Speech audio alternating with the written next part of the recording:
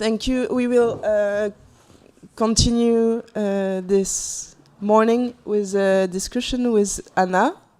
We saw her performance earlier, and we'll try to do the discussion in both language, in French and English. So maybe we can talk a little bit. We begin with the performance. Okay. Tu veux montrer le film? No, and then Anna will show some extract of one of her film. Maybe I need to present you. Anna is artist, of course, and she works a lot with sound. She's a searcher of the ACTH unit, and she performs or making others perform also. And maybe you can talk a little bit about what is why your work is as much on sound, and what are you looking for? Maybe my work is about sound and spaces, I think, and the relationship between these two notions, and how they communicate, and how sound can acoustically delimitate the limits of space, and also questioning maybe the listening and the language in space, and also how space can actively influence the voice or the sound. Maybe the discussion between space and sound, and also sound is interest me because I think it's about relations between bodies and spaces, and maybe with very, very little forms of sound, I can say a lot of things, but not directly. I think I don't know, feedback, echo, Larsen, I don't know, there is a lot of form with sound that can speak about relations. I think there's something we saw in the performance before, and that is also relevant with the question that we were talking about this morning. You just told about extimité and the way the sound works in your artworks can be looked at this in and out and not so clear place where the sound takes place. Yeah. And that was really the case, while sound is coming into the body, but also going out into the body, and the echo. Yeah. This the limit of the body is not so clear. Yeah, and I think the voice because I'm really working a lot with voice, and the voice that interests me is the voice out of the body. The voice when she's out, and how she's traveling out of the body, and so who is talking maybe, and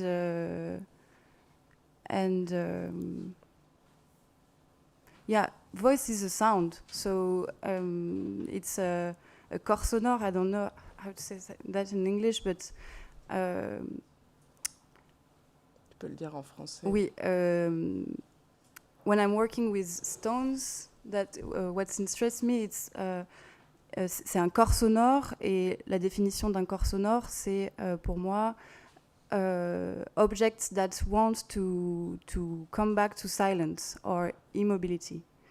And there is some movement that I can transmit to the corps sonore, but after, what he's doing is vibrating and just put out the vibration that he received and go back to silence. So I'm interesting that maybe voice is an impulsion to things, and after things want to come back to silence. So it's also a gesture. Mm-hmm. We can talk about this friction between also in this piece the stone and the ground, but also in your cheek and the stone. Do you think is it an important principle, this question of the contradiction, or the trying to get together things that are not that of the same nature, or it's specific on this place? Or this performance is born with a definition of noise that I read from Michel Chion, and the definition was: noise, it's what is not articulated. It's sound, it's... Non. Le bruit, c'est ce qui n'est pas articulé, oui, donc c'est ça. So I decided that I wanted to offer an articulation to a noise, that it was the shock of these two stones. And yeah, so after I decided to use also my voice in the objective to desynchronize the articulation and the voice. And sometimes when I'm using my articulation, I do some movement that makes sound vers l'aigu, comme on dit, going higher, higher. Yeah, in and tones.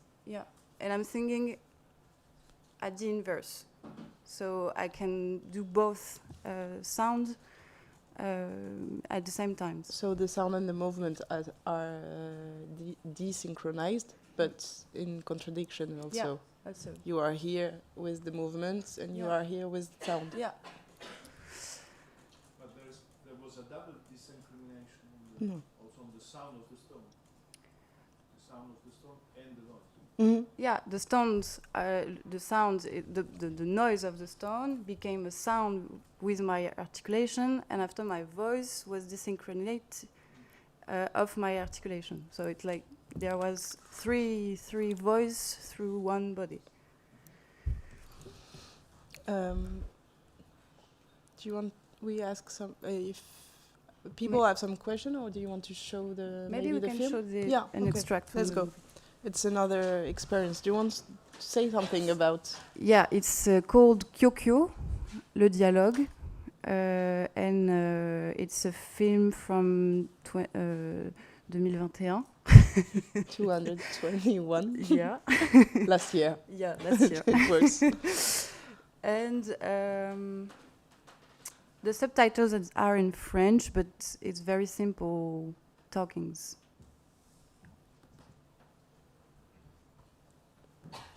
Oh, bon, c'est pas ce que je voulais faire.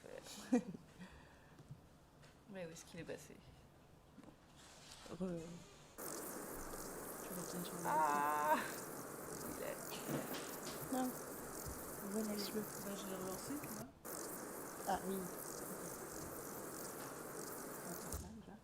Ah oui, bravo.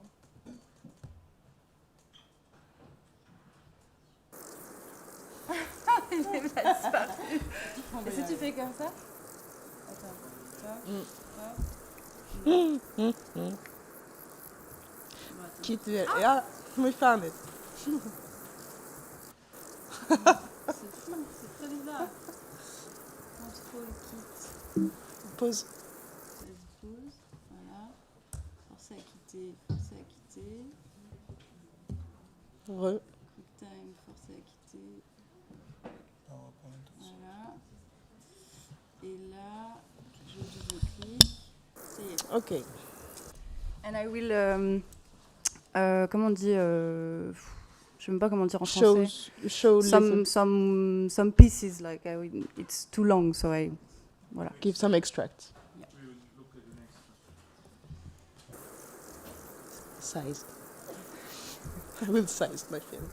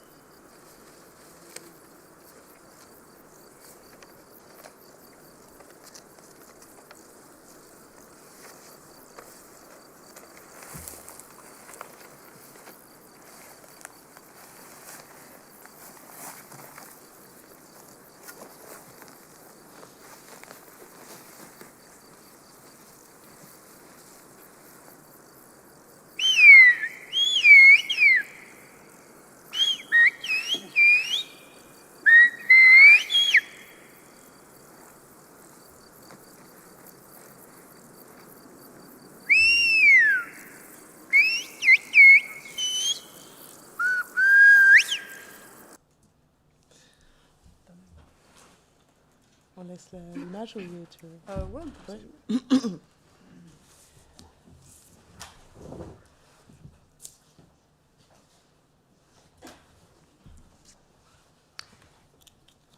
And this video is normally shown on two screens in front of one another, and with sound on the side and sound on the other side, two stereophony. So the spectator is in center and cannot see the two screens at the same time. He has to move like this. Do we open to some question? Yes, maybe I can tell why I wanted to show this movie. Maybe it's because of the synchronization. Maybe because at the beginning we cannot really see where the voice came from, and I don't know if on the performance I had the feeling that because my voice was very inside, there were some trouble and some difficulty to place her. Of course we can see that it's in my body, but maybe like some ventriloquy, kind of ventriloquy.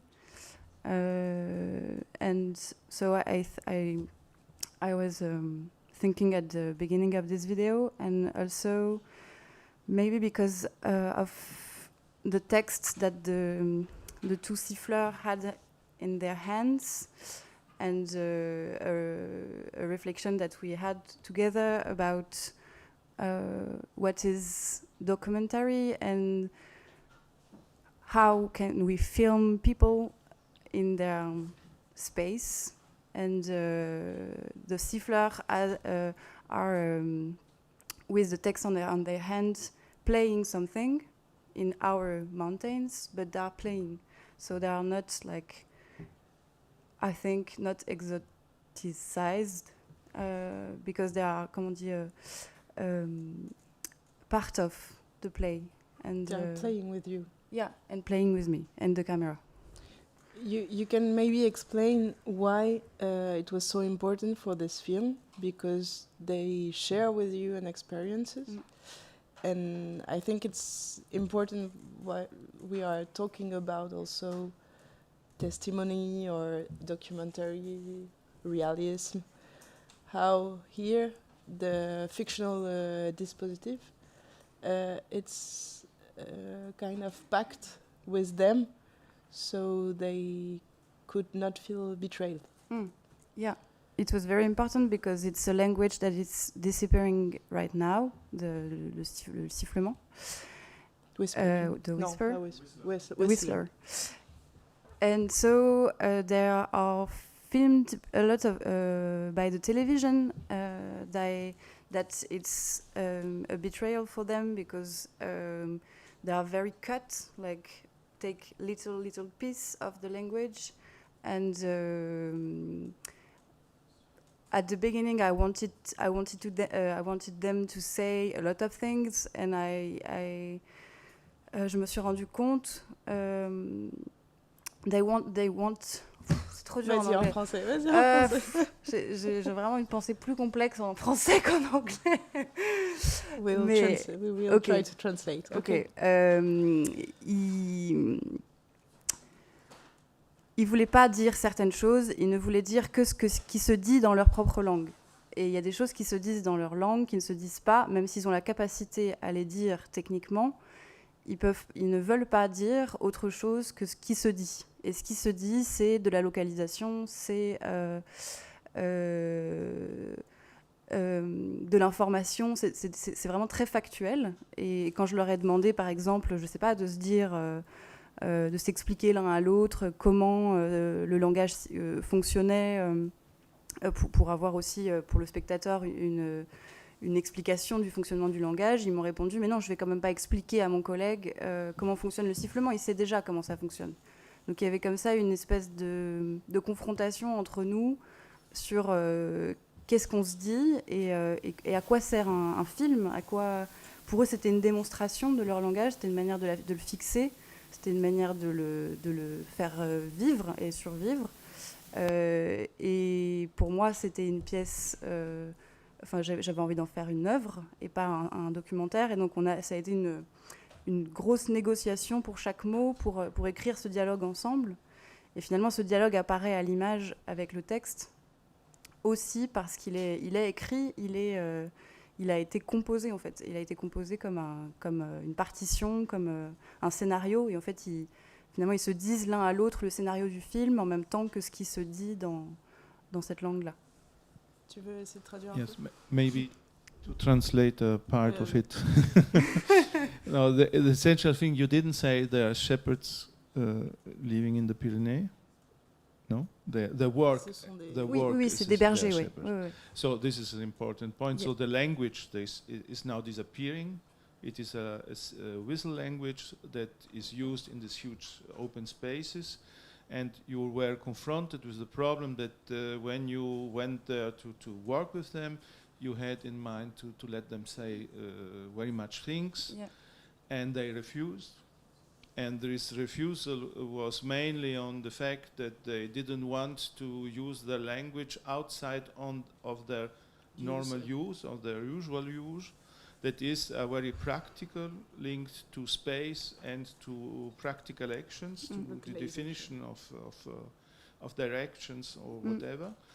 So they refused to say things, and you make an example that's very interesting because you asked them to explain in the text of the whistling how the whistling language functions, and they answered you, but why should I explain to my friend how the language works? He used the language, so he doesn't need to know it.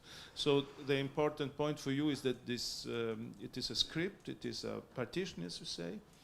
It is a musical score, also a kind of score, like a musical score, so that it was important that it was present in the moment because they are playing with you a score that has been defined in a long negotiation. Yeah. So that it seems to you important that this is respect the way they wanted to be shown with language. Another point you said is that for them it is also to show how the language works, and this was important for them also to be in this continuity that you told before about how television used to cut off the language as a kind of interesting moment cut out of the context. Yeah, thank you.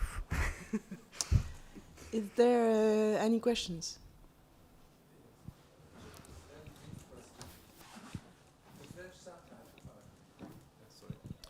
The French subtitles. So you had to agree on a possible translation, right? Yeah. With them together. Yeah. But it was really the meaning of what they say. How do you know this? Because they was speaking French. Yeah, but the whistle. No, yeah, but there is a doubt. Yeah, you know, there is a doubt. Yeah, we cannot be sure. If we say this language is performative, I mean, by doing it, of course, we know there is no meta language in which all the natural and artificial languages could be translated, and we have this kind of possibility qua assimilation to find the meaning, but rather that untranslatability is the gateway through which any translation can be achieved. So given that this is a very small linguistic community that has no interest in further notation beyond the sound, because it has a direct use value while, whistling in the space, in the open space, so you probably could not consult a third person to say, these guys actually maybe I said something like, look, the funny person from the city comes to want to listen to us, but we are actually telling her now that we were talking to each other, but we're actually talking about something completely different. Yeah, but because I had this negotiation with them, I know that also I can understand, because it's about sound. It's sound. about singing. So if you said, "Hey Bernard, comment ça va?" Ça fait. Oui, oui.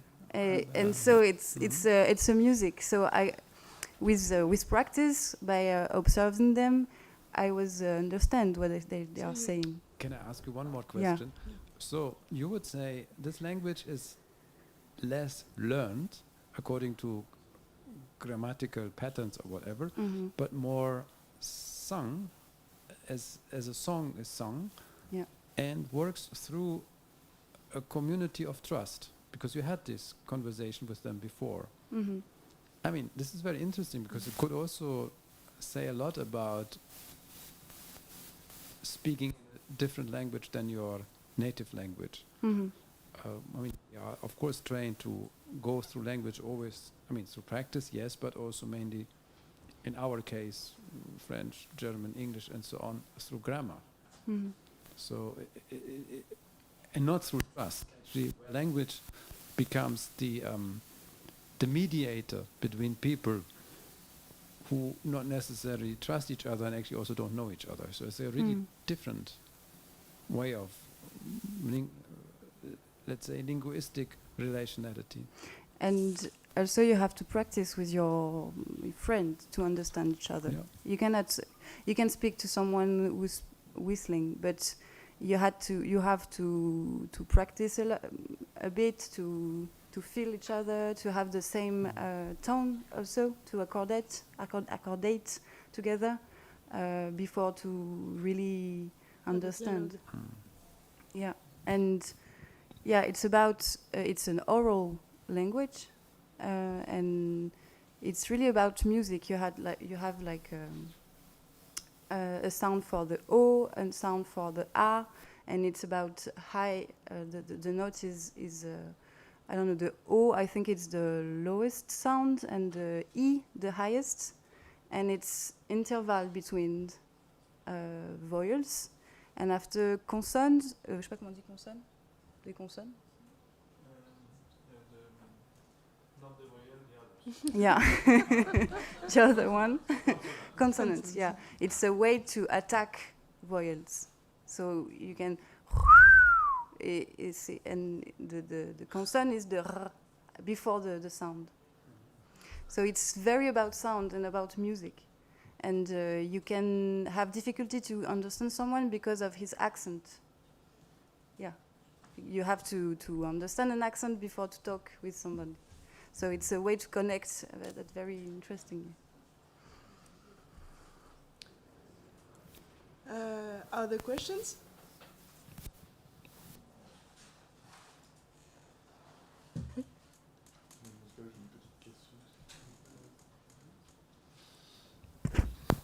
Oui, j'ai une question, enfin ou une remarque, une question, je sais pas, c'est sur la première, mais peut-être que ça recoupe aussi le film que tu nous as montré en disant qu'il y a deux écrans séparés, puis finalement quelqu'un passe d'un écran à l'autre, par rapport à la première performance, où finalement ça décrit un champ discursif, et c'est presque, la pierre, c'est comme si tu reconstituais des paroles ou des échanges qui ont eu lieu ici, et dans la pièce, et la pierre, le raclement de la pierre faisait la parole qui était passée d'une personne à l'autre, et avec des réponses et des choses comme ça.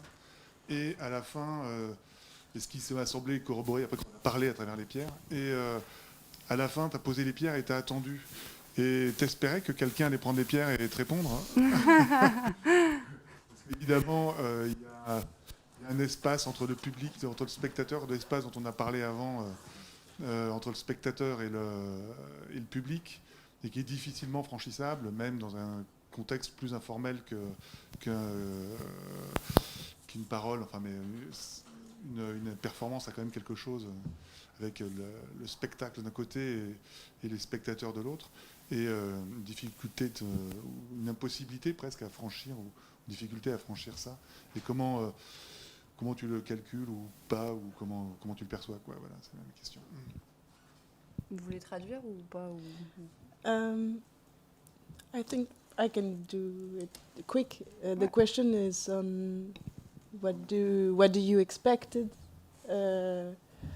while you were not necessarily for during the moment while you were playing with the stone at the beginning of the performance, but at the end you were waiting, and did you expect at this morning? The question was, did you expect that someone Je peux le dire en anglais si took the stones, or est-ce que tu veux continuer? Just you open a discursive field with moving the stones between people, and then you spoke through the stones, and then at the end you waited. It wasn't the end, or was it the end? You just blur the thing, and what in this blur were you waiting for someone to answer through the stones, to take the stone and answer you? And, no, I didn't. No, it's something I do at the end of things when it's about sound. It's just to let things like if you had secouer les feuilles, quoi.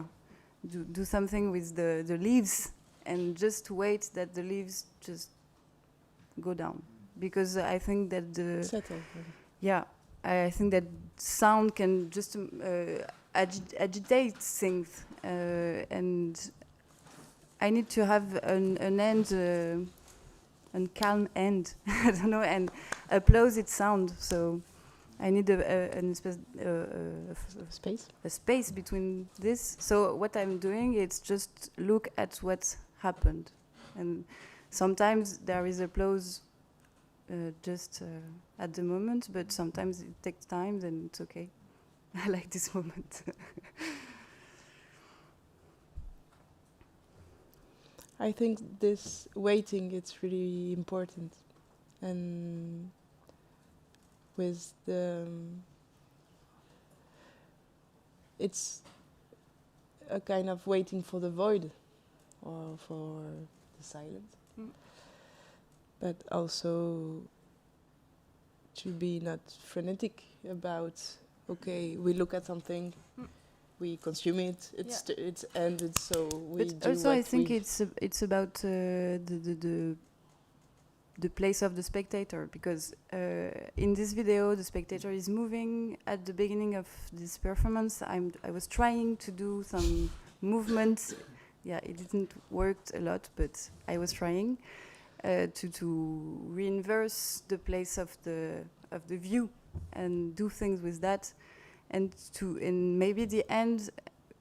It's the spectator when that decide when it's the end. So it's a way to ask to people to be active. I don't know, to make decisions or movements or be responsible.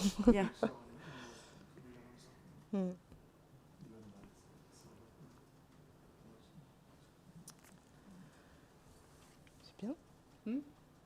Thank you very much. Merci. Thank you for having been there.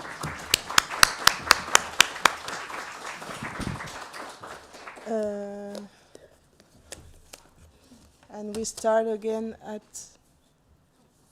2 o'clock.